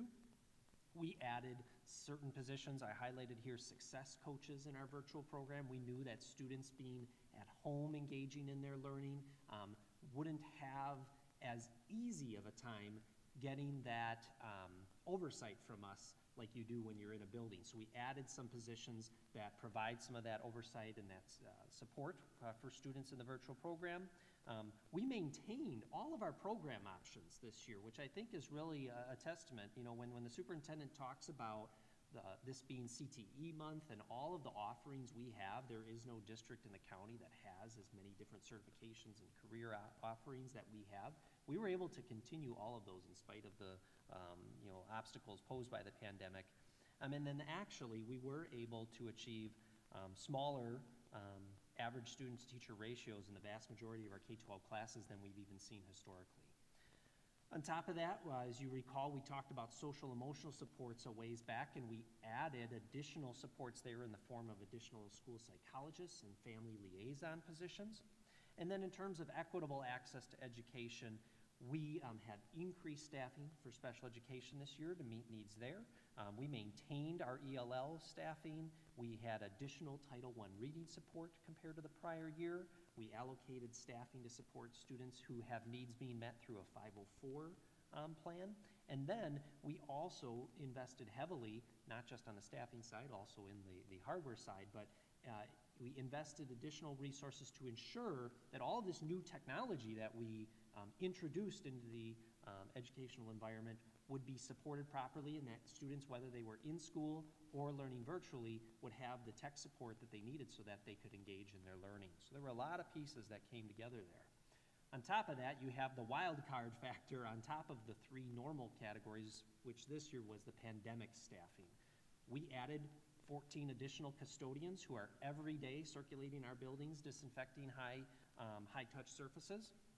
We added additional virtual program support, both on an intermittent basis when there were certain times, like when we were launching the program or when certain registration pieces happened, we brought on additional staff as well as year-round staff. I already talked about the virtual staffing. We added a number of individuals who are kind of on call in terms of contact tracing that was needed. We increased time for our nurses to meet the needs. We increased substitute coverage costs. And then, as I referenced earlier, increased technology staff as well, and technology staff overtime as well, because of the high demand that we had launching all of the thousands of new devices between hotspots and Chromebooks that we brought in. So a lot happened this year to meet the needs, and we were able to do all of that while staying within our budgetary constraints. So as I look to next year and what the staffing plan is going to be built around, tonight I'm going to give you a brief overview, some general direction that I believe it's heading, so that at our next meeting I can get more into the details of how that's going to look in practice. There are some budgetary considerations for us to be aware of. As you're no doubt aware, the state budget is very uncertain right now in terms of, from a legislative perspective, there is quite a bit of political difference going on, so there is uncertainty in terms of what the new state biennium will look like. We have received federal dollars in the forms of the CARES Act and now the ESSER, is that an act or ESSER 2, which is going to provide additional federal dollars for the next 2 years, but we have to remember those are not recurring revenues, right? They're meant to fill a temporary need, and we don't want to create a situation where we use that money in a manner that you would if it was recurring, only to fall off a cliff when all of a sudden it goes away. So it's important for us to use those dollars appropriately to match short-term needs that will eventually go away, hopefully when the pandemic subsides. Some of our pandemic costs are unknown at this time, so some of the, both in terms of equipment supply as well as staffing, we're still determining that. But we also have to remember that there's certain enhancements in our program that have happened because of the pandemic that are not going away. We have accelerated our technology plan to go one-to-one because of the pandemic, years ahead of when we had initially laid that out, which means there are now tech support needs that are here to stay, and we have to be able to plan around those things, those enhancements that have taken place that aren't going anywhere, and it's a good thing, but it's something we have to plan around. I talked about student need being that first key driver, and then I also talked about enrollment then. So this is a projection enrollment for next year. I don't have kindergarten on here because kindergarten's obviously a little bit different animal to calculate at this early stage. You've seen this before. You can see where the trend is heading. We are about to level off completely in the elementary decline. So we've seen a steady elementary declining enrollment trend for a while. That after next year, that's really going to start to level off. I mean, obviously things happen, things can change, but as you can see, we really see a flattening of that curve at those elementary levels here. Then what you see is this steady increase grade by grade, which means we are looking at a number of years where we'll have this gradual decline as those smaller classes bubble up into each level. But the positive I take from this graph is that we do see where this is ending, right? You can look at those elementary levels and see that the gradual decline has leveled off there, and we kind of can start to project long-term where we think we'll kind of end up in terms of enrollment, and then design long-term staffing plans that align to that. So what do those enrollment implications have for us, okay? Fewer students means fewer sections are needed, while still maintaining those same historical class sizes that we've talked about. Just fewer students means you have fewer sections to accomplish that. That does, for us, project another year of a few less sections, a few less staff members necessary to deliver the same program for next year. This is nothing new for us. This is something we've been encountering for a number of years as the declining enrollment trend has been experienced by us. But we do foresee some decreases at a variety of levels within the system. We see some decreases in staff needed at the elementary level, at the intermediate level, and then we're still finalizing middle and high school because that's more dependent on registrations, which courses students choose to take, obviously, is a huge factor there. But we do foresee some decreases across the system to account for simply because of the decline in enrollment. We are not looking at making reductions in staff to balance any budgetary need or something like that. It's truly just to match our enrollment changes. As we talked about last year, typical attrition is our preferred method of accomplishing any reduction in force. So, you know, retirements, resignations, anyone who's on one-year contracts, you know, that maybe want to be brought back. Those are the ways that we typically resolve the vast majority of our reduction in sections. Last year, as you recall, we did look at last year quite a few section number reductions, and we did accomplish all of them through attrition. We'd be hopeful that we could accomplish that again through attrition, but there's no guarantees, obviously. If we are not able to accomplish any reductions in force via typical attrition methods, we would use the reduction in force policies, which this board approved within the last year and a half, which give a really systematic process for ensuring that that's done fairly and in a similar way, regardless of the position in the system and what level it takes place at. When I look at strategic direction for next year, so in spite of all of those uncertainties with budget and things like that, you know, fully understanding the scope of our virtual program next year, we still want to have a strategic approach to developing our staffing plan. We don't want to just be reactive of fewer kids, fewer teachers, same thing, move it forward. That's not how we want to operate. We want to try and leverage our resources the best way we can. So again, kind of breaking into those three areas, the academic support, social emotional support, and then equitable access. First, on the academic support side, we are committed to providing a high-quality virtual offering taught to our students next year who select that option, taught by our staff. So that is a key piece in there as well. I've already talked about the class size piece, making sure that we stick to our historical norms, if not better. Continued literacy program staffing for the instructional coaching that our literacy specialists are delivering at our K-8 level, which has been really critical to us carrying out the literacy program that the Teaching and Learning Department has now been bringing forth for 2 years, I think. We need to make sure we have adequate staff both for the virtual and face-to-face program, and then ensuring that we have appropriately allocated staff to develop all those programs that, from a programming standpoint and curricular development, we don't want the pandemic to cause our curricular development and our curricular review cycles to become paused because of that. It's important for us to continue our important work of developing and delivering some exceptional curricular programming. Social emotional support on this end, you know, we want to maintain the gains that we added over the past year, which were significant gains. I'm very proud to say that every one of our schools, even our elementary schools, have a full-time counselor, a full-time school psychologist, and a school family liaison assigned to each individual school. I think that has been a game changer this year. I've talked to a lot of other districts who were not able to move things around and allocate additional social emotional supports for their students this year, and they are struggling because of that. It's not to say that our students haven't also seen struggles amidst a pandemic. It'd be impossible to not have, you know, difficult challenges that come forth, but we've had that increased staffing to help them account for that. So we want to maintain that and then continue to leverage those positions really effectively.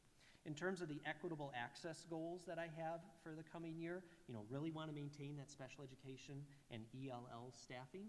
We know that those student groups in particular are some of the hardest hit by a pandemic and by school closure and by virtual environment.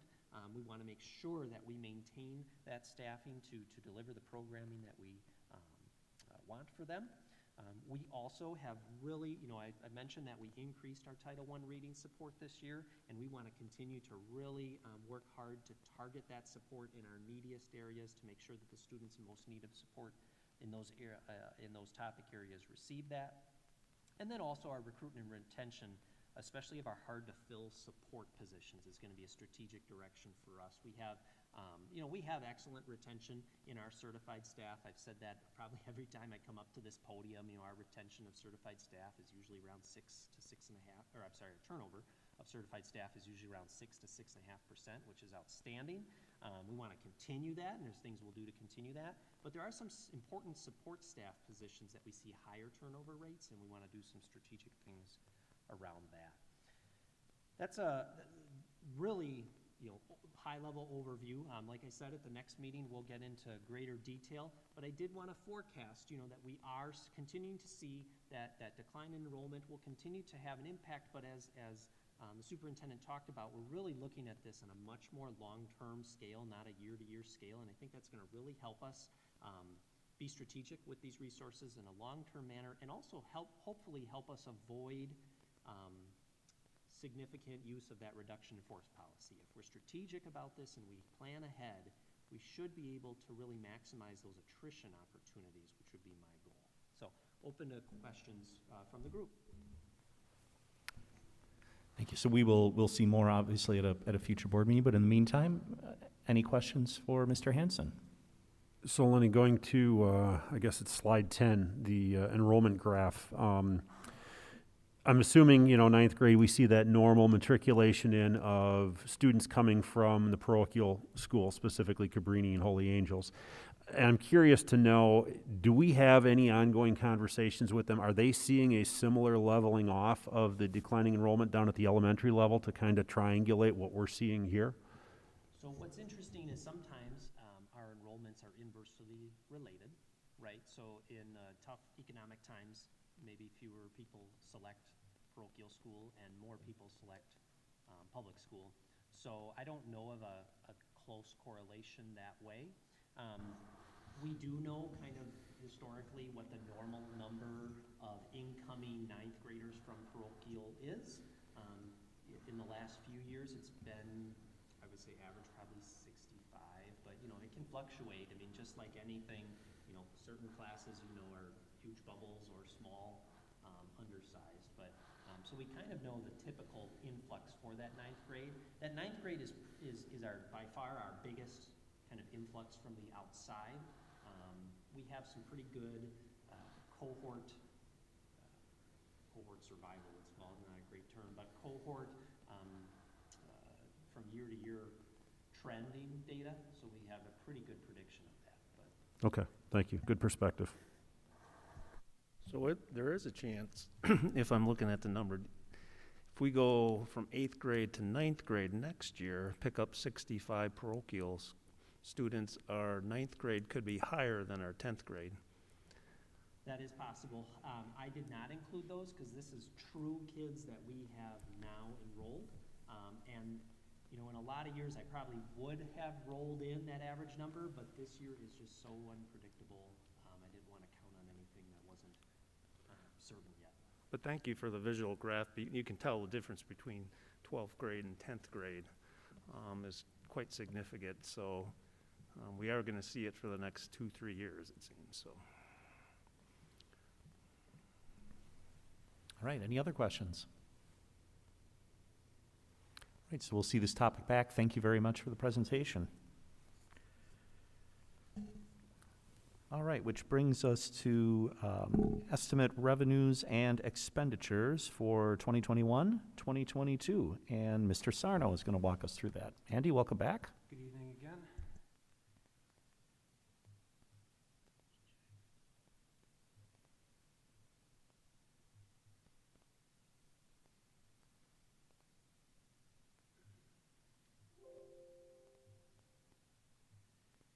I wanted to share just a little bit of additional information building upon Superintendent Wimmer's budget priorities.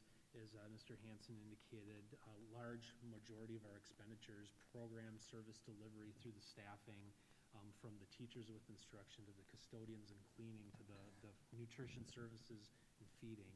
I'm gonna back up just 1 second because we are in process of determining, and this is a very important piece tonight. I think it's gonna be fairly straightforward. It's a process that we've used the last couple of years in sharing our current status and what we're anticipating for next year. This has been verified, and I'd like to point that out again, as I did in the previous presentation that I made with Mr. Brewer, where we've revitalized a Baird forecast model. And as Mr. Hansen indicated, we're projecting what our students are. Our student drives our revenue. The state biennial budget, though it's uncertain at this point in time, starts to drive our revenues and what access to dollars we have. This year, we've had access to the CARES money, or the ESSER 1. Next year, we're going to have access to the ESSER 2, which is going to be a larger dollar amount. So what's happening with our revenues and expenditures this year compared to with next year, and what anticipated surplus or shortfall are we going to be anticipating? And so what I've done, and very similar to a lot of the other, the quarterly revenue and expenditure, even the monthly revenue and expenditure and the aggregate and the budget presentations that I bring forward for your approval, I've simplified this document down to basically say, from the top section, where is our money coming from? How is that going to be different from this year to next? And then consequently as well, and this is primarily with the general fund, because that's really what drives a lot of things. I'll address a couple other areas. What areas of expenditures between salaries, benefits, and whatnot are we going to be experiencing? What do we anticipate from this year to next year? So I'm just going to go through just a little bit of information here, and it'll be important, because then consequently, this is what we're going to be addressing through what Mr. Rebholz asked as a budget priority with a balanced budget. This is what we're going to build upon to be able to bring that forward with future steps. Local, which is 200 sources, this is some smaller things like gate receipts. We've had very little of that this year, but what do we anticipate next year? I'd alluded to a larger property value per student, which means more money is going to be coming through the district via property taxes. We're going to anticipate about a $3.2 million increase from our local sources. Okay. Consequently, I'm going to go down 2 lines, the state sources, a decrease of approximately $3.9 million, almost $4 million, because if the money is not coming from the state through the funding formula, that's why it's coming through the district via property taxes. Inter-district, $101,000 decrease in revenues. That's where we're anticipating our open enrollment in those students that are choosing to come in from outside of the district. Via that mechanism, a small decrease. Federal sources, this is where we shared, there's about $500,000 this year for the CARES money that the district received. We'll probably come close to fully expending it this year, but as we're looking at next year, there's going to be a minimum of a $1.8 million accessible dollar amount over the next 2 fiscal years. We will see a supplemental dollar amount. That amount was shared through the Department of Public Instruction. A budget group at the state legislature is now recommending a different formula, which we would potentially benefit from. So we're looking at a minimum of approximately $2.5 to about $3.5 million of money over the next 2 years. I've broken that out to help bridge the next funding cycle, because we're not anticipating, even though Governor Evers included additional dollars through the state, conservatively at this point in time, only the new money coming from the federal government through the stimulus. And yes, by all means, as Mr. Hansen indicated, that is not money that recurs over and over again. It's for a certain period of time, and making sure that we don't create a shortfall when that money is depleted and used, fully used. So again, a net from federal of 480 when some money it goes away, but new money replaces it in lieu of that. We did for the current year receive, we've made a change to our on-site clinic, or our near-site clinic now. This year there was a $500,000 guarantee from the prior several years of that clinic that came as a form of a revenue this year that will not be recurring. So hence the $435,000 decrease. A couple other areas are outperforming in this, but the net of our miscellaneous sources being a $435,000 decrease. In anticipating a CPI, and this is where, as we have discussions, and I'd be open to that at this point in time, but a CPI of 1.23% has been calculated for next year. Above and beyond this year, we have approximately $40 million of salaries, translates to about $596,000. Above and beyond, we have an approved micro-credential piece, as well as a little bit of flexibility with staffing changes and whatnot. I've allowed for a $596,000 increase for next year potentially. benefits with health insurance, other items tied to salaries, allowing for a $407,000 increase estimate at this point in time. Fund 10 purchase services, we're estimating that we're going to be incurring some savings from our virtual platform as we change that platform which we'd be utilizing. There's other variables including utilities, open enrollment out this time. This is the expenditure, which that expense is estimated.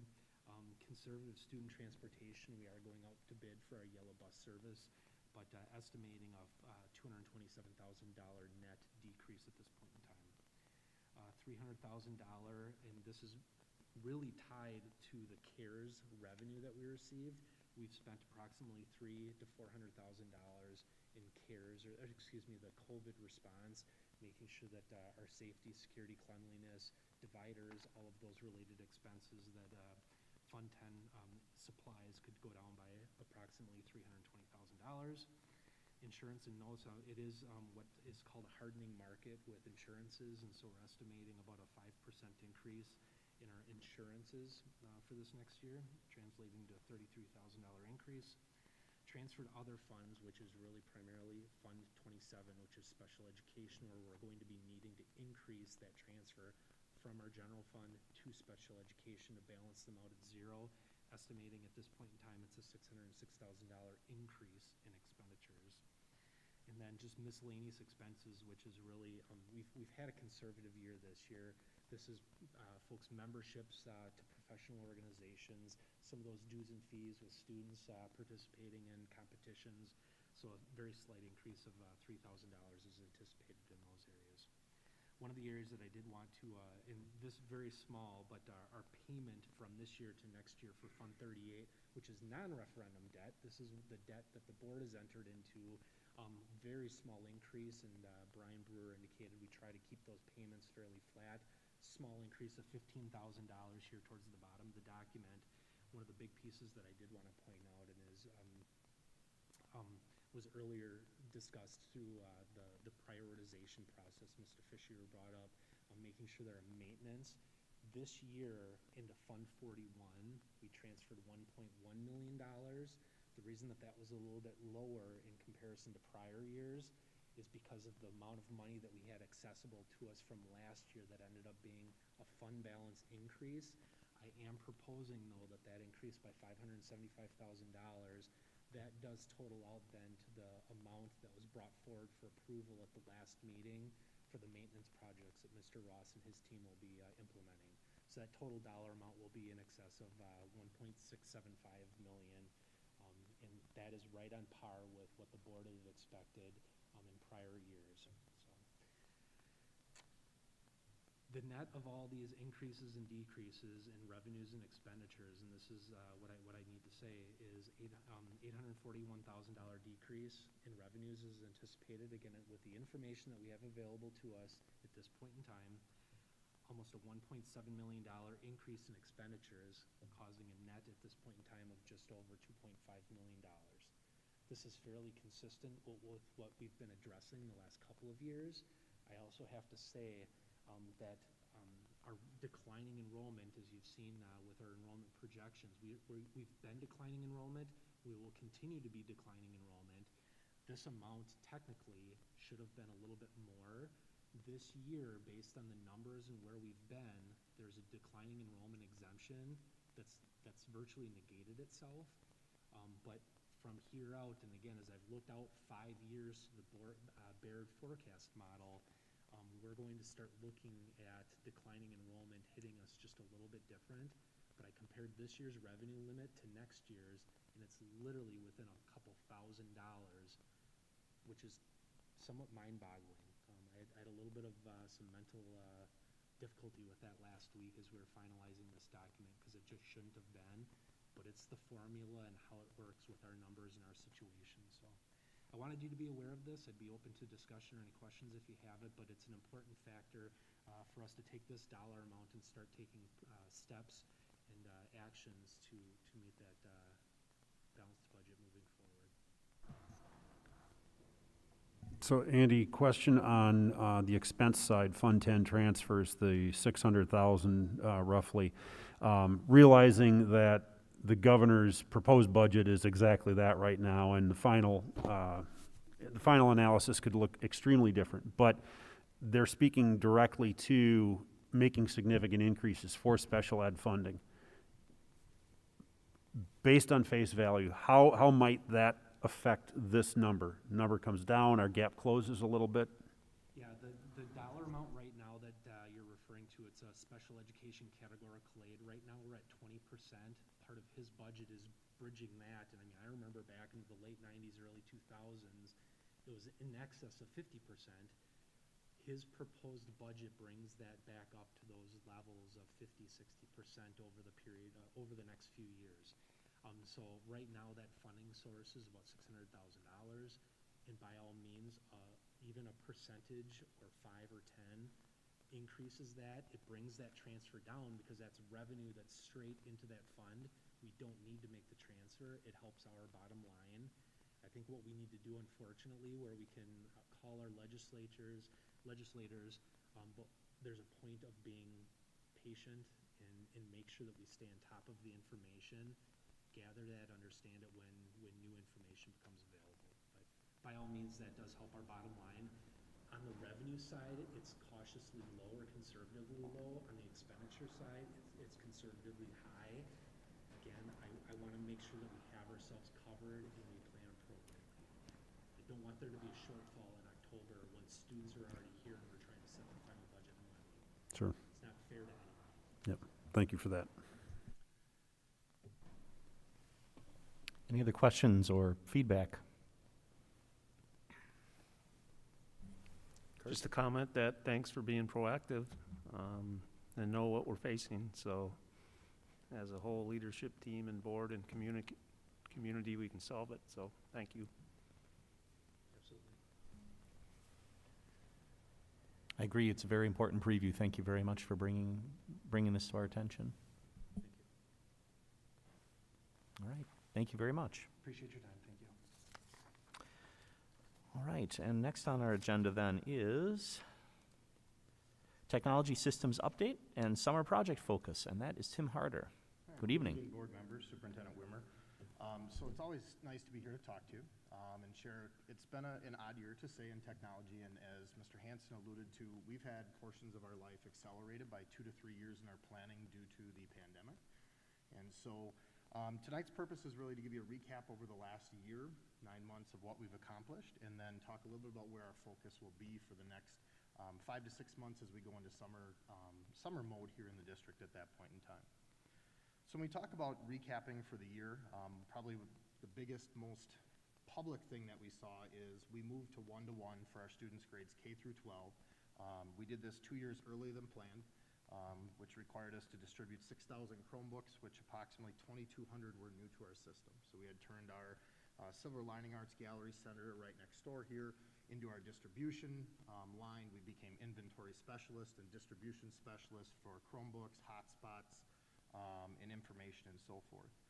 We've continued to support our digital learning within our buildings. So as part of our E-rate funding, which is a federal program where we write a grant recommendation for every year, we receive a percentage of certain technology network infrastructure equipment. We receive a percentage of that back or off of our purchase. So last summer, our big changeover was the fact that we put in a new wireless system in the district.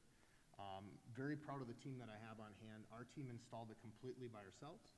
So we had no outside sourcing, no outside staffing to go with that. And so we did it in-house on our time, which reduced the cost of it and allowed us to do the entire district in one full swoop last summer. We made additional upgrades to our digital learning supports in the district. And we started our technology intern program where we have one of our own high school students who works for us as a youth apprenticeship student here. So that student has gone through our CTE program in IT. They go out and they apply for jobs at various partners for youth apprenticeships. So if there's anybody who's watching and is interested in being a youth apprenticeship site, feel free to reach out to me and I'd be glad to put you in contact with the correct people. And then she comes and works for us 5 days a week. She actually has a desk and an office space up here in our new library at the high school and runs our student help desk at that point in time. As we move through the year, we've been working on moving all of our inventory into a new system. It's called Destiny. So if you look at our library system, that's what we manage to check out our library books through and other resources. We moved all of our inventory, or started that process when we went one-to-one. Allows us to check devices out to students, just like we do other assets and resources in the building. We started, every summer there's always security work that we do on our system. We've segmented our network out, increased some logging to monitor for different cyber events and so forth on our systems. And then we've started the process of deploying new voice over IP phone handsets into our buildings. We ended up pausing that when we decided to go one-to-one for our youngest students last year. And then last but not least, when we start the year and you talk about the increase of technology supports, from July 1 till this time, we've seen a 53% increase in support requests for our time. That is virtual students, that is face-to-face students, that are kids in distance learning, that are teachers and support staff. And so that's 2164 additional requests at this point in time this year. So it's been a busy year, and we're always excited to support our staff and our students. As we do our planning, if you remember previous adopted technology plans, we utilize a framework called Future Ready. And what it is it's 5 gears that when you work together and you do work in each of those 5 gears, help move a school district, a state forward in their digital learning plan. And so you can see the 5 different gears that exist around in there. Those are the spots where we focus all of our projects. So everything that we do has to fit with one of those 5 gears. And they cover the vast variety of instruction and learning, what you would see in the classroom, to all the behind-the-scenes things. So your network, your security, your cybersecurity, your data privacy. And so when we do our planning every year, we look at those different 5 needs, or those 5 gears, and what we need. And so as we go into this summer, we'll talk a little bit about a little bit of a shift of focus due to COVID, where we made some shifts last year. So we've made great gains in the last 8 years across all 5 gears. And you can see some different topics there in terms of security, instructional technology access in our classrooms, and so forth. We fast-forwarded our areas of our technology plan just besides one-to-one. And that's from professional development of our staff, that's to distance and virtual learning in a variety of different areas. However, this year, we need to go back to some of our root pieces that we do in technology, and that's securing our student data, securing our networks, and making sure that we're secure across the system in all of our security aspects. So when we talk about our planning for the summer, I broke down each of our categories of work into the different gears that exist within our technology plan. And so this year, we have a large amount of replacement cycle for some bigger pieces of things. So the first one being our server cluster replacement, which hosts all of our virtual servers in the district. That's Skyward, that's Destiny, that's our phone system, all the different things behind the scenes that make all of the applications run here. We'll finish the deployment of our new phone handsets across the district. We'll have some computer lab replacements in CTE yet, so in business ed and tech ed. That is one of the few places in tech ed where we still offer desktop machines to our students, just for the power that's needed for our students to run AutoCAD and some of those higher-end engineering programs. Though really excited for my team this past spring when we went virtual, we found a way to allow our students on their Chromebooks and their home devices to access those applications offsite. And so when our kids go into distance learning here, they have a portal they can log into and basically pull up the same desktop that they would sit in Ryan Johnson's engineering room and actually use Autodesk and all of that same software at home. So we're not missing that beat in our learning at that point. Down in Jackson, we will replace all of our classroom microphones and amplifiers this summer. And so that's a process that we've been working on in different buildings. So we'll take care of all of Jackson this summer. We'll have some new Chromebooks and staff laptops, and then we'll have some internet provider work done down in Jackson as part of the E-rate program. As we carry on looking at our online systems and professional learning pieces, Dave Ross, as you saw in his capital budget, talked about renumbering the high school, all the rooms. That will cause us to renumber and redeploy new extensions for every single person in the district internally. And so we're going to go to a 6-digit extension here, so we'll have to change out all of our extensions and reprogram that so that we know the building code and the exact room number that I'm calling at that point in time. We'll have to update our inventory system, and then we'll start doing some checks with all the mass deployments of dock cameras and Chromebooks and all different things. We will do spot checks in our inventory to make sure that we're accurate as we go through our buildings this summer. Most the community is aware of our public-facing website. We have an intranet, which is our staff site for all of our staff resources here. We'll be doing that, a much-needed update, both for its look of ease of use, but also some accessibility features that are now as part of some of the new Google pieces. We'll develop updated and new cybersecurity and data privacy training for staff as things have changed. And then we'll continue, Lenny shared multiple times about our micro-credential piece at Cardinal Stritch. We'll continue to develop those other courses that will go in that sequence. So actually today is the first day that myself and Mr. Marquardt are teaching for Cardinal Stritch. And so tonight when I go home, I actually have to log in and see if some of my students did their first work for the day. So we're excited about offering that for our staff, and so we're really lucky there. The last area is our focus area, and it's really around security. And security in K-12 is no different than any other private business when it comes to cybersecurity and data. Our students' data, our staff data is just as valuable as private companies, and we hold a lot of data on our students. So we take this very seriously here.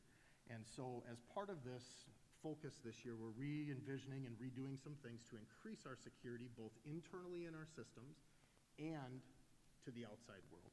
So the first large project that you'll see on there is the replacement of our firewalls. And so these will allow us two purposes in our replacement. One is the edge firewall is that first piece of equipment that is like the security guard between our network and the outside world. And so it runs every single piece of internet data that leaves our system and comes in and looks for every little anomaly or places we don't want it to go. We're also going to use that system where we're going to segment off all of our buildings at the same time. And so we'll have multiple internal firewalls that allow us to look for traffic changes when traffic comes from Fair Park to the high school before it goes to the internet or goes to our internal resources. We're going to run it through a different firewall sequence to increase that ability to see if there are any cyber events that are out there. We have some network switches to replace also, which are just the switches that everything that gets plugged into runs through in the district. Both of those projects will be E-rate eligible, and so for the portions that are E-rate eligible, we get 50% back on those purchases. And so we'll file that through E-rate once that process is done. We'll be increasing the use of two-factor authentication on our email. So those of you who like our long passwords, now you'll get a second option and you'll have to put in a 6-digit code to go with that. And I'm sure Ms. Wimmer's smiling up there because she loves the length of our passwords. We will go deeper where we will ask all of our staff to eventually work towards two-factor authentication. And what that really means is having two passcodes is better than one. And if I can't get into Mr. Ungert's email, I can't reset his password for Skyward. I can't reset his password for other systems. And so it makes our systems much more secure here. We'll also look at two-factor authentication for majority of my staff. So when we work on our firewall and other different secure systems here, we'll start to deploy that.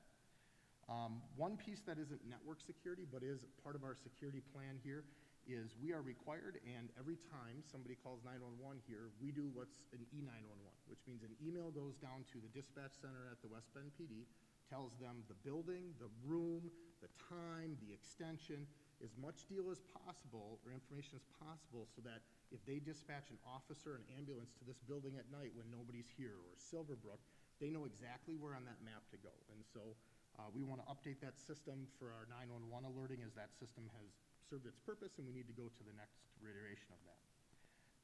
The next thing on there is we're going to increase our off-network security. So as our staff continue to take laptops home, some of our high school students check laptops off, we're going to be able to, with that firewall upgrade, to be able to do some additional off-network security pieces and logging. So we're looking for those events that you may see come in, a phishing attempt if I'm at home working, or if I'm at school, some of those things alert in the same way. And then last but not least, we're going to do a little bit of a redesign on our public website. And what we're going to do is we're going to take off everybody's individual email and move to a contact us form. And what that means is you can't then scrub our website looking for all of our email addresses and send you a phishing scam looking for you to send us $100,000. Click here for increased Skyward data, whatever the story of the day is. This week it is you've been subpoenaed by a place in Australia. That was the one going around this week that we've seen. And so by removing those off of our website, it makes it tougher for our hackers and other people to find those email addresses. Does not stop the public from contacting us in any way. It just looks different to the public. And so we'll make that adjustment throughout the summer at that point in time. So as always, it'll be a busy summer. That kind of gives you the overview of where we came from and where we went. But if there are any questions, I will gladly answer them for you this evening.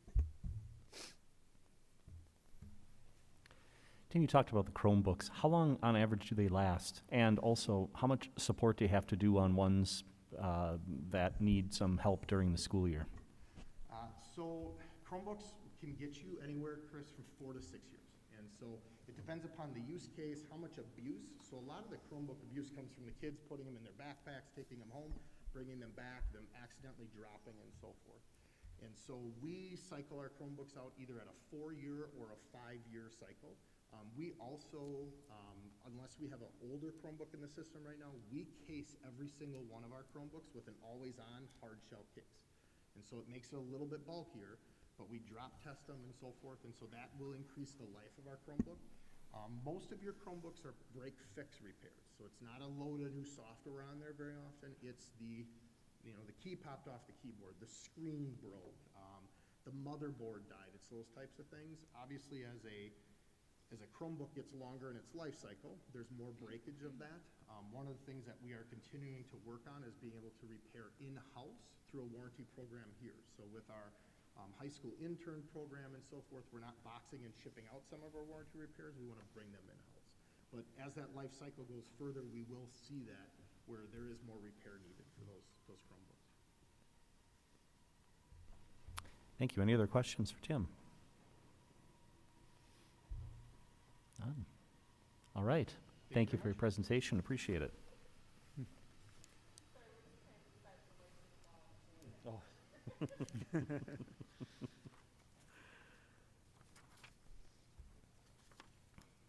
All right, that takes us to committee reports, and the policy committee met on February 15th, and Mr. Ongert is going to give us an update on that. Sure, pull up my slides. This will take a while. Go for it. Just kidding. The policy committee met last week on Monday, February 15th, and big shout out to our superintendent, our district leaders, Jen Roush. I know there was a lot of backroom effort to prepare for that meeting. We spent a good 2 hours and 45 minutes going through policies that are either mandated by the state or even federal level, and then there's kind of a section of policies that are very strongly recommended by maybe it's WASB or WASDA or whatever. And so that's kind of where we started Monday night and made a lot of progress. We also just talked in general with the superintendent about how we meet as a committee to discuss and kind of have working sessions in the policy committee and then make the recommendation to bring it to the board for first, second, third reading, that sort of thing. We talked about the use of the Wisconsin Association of School Boards Policy Reference Guide. We like that. We aren't necessarily bringing in blanket WASB recommendations, but we oftentimes use those recommendations and then kind of craft our own local policies. So for the rest of my board members, strap in, because the next handful of meetings, it'll probably start with some fast track stuff that we found that we just need to update, and then we'll start having several readings and so forth on policies that need to be updated. Excellent. Any questions for Joel? Thank you for the update. All right, for our board meeting calendar, meetings that we have scheduled in March. On March 2nd, we have a curriculum committee meeting, and we have our scheduled board meetings for March 8th and March 22. Are there any other items for follow-up and communication related to future agenda items? All right. Hearing none, I would make a motion to adjourn into executive session pursuant to Wisconsin Statutes 19.85, 1C, to consider employment, promotion, compensation, or performance evaluation data of any public employee over which the governmental body has jurisdiction or exercises responsibility, and take any such action if necessary based on its discussion, namely, superintendent evaluation process. Do I have a second? Second. Thank you. Motion and second to adjourn into executive session. Any final discussion? Memory serves, I will do this by a roll call vote since we are going into executive session. All right, here we go. Ms. Dove? Yes.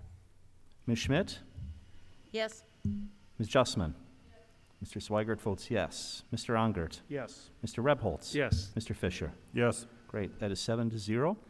Thank you, everyone. We are now adjourned into executive session. Have a good evening.